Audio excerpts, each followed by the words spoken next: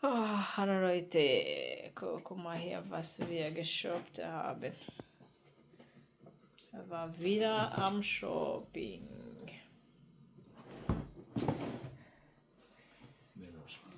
Bäume schneiden.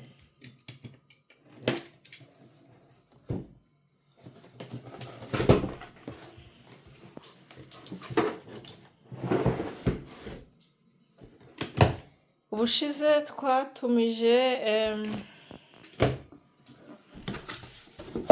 cya mbere usanga ntabwo kigira, ntabwo gikata neza, tugisubizayo none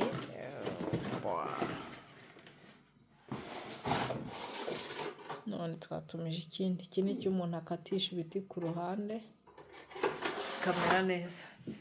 Bimeze nk'intuza, nk'inkota kera abantu basaza ba kera bagiraga.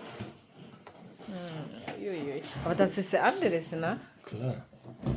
Boah.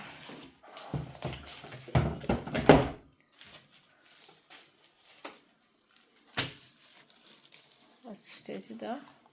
Keine Ahnung. Das Anweisung. Ja.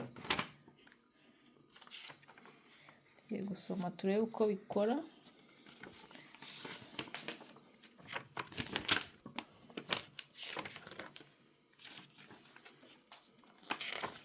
Service International, mwabibonye.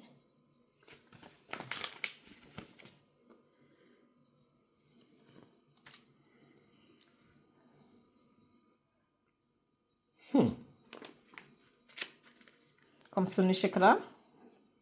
Keine Ahnung. Musst du lesen. Wer liest, der kann verstehen. Ja? Ich lese ungern.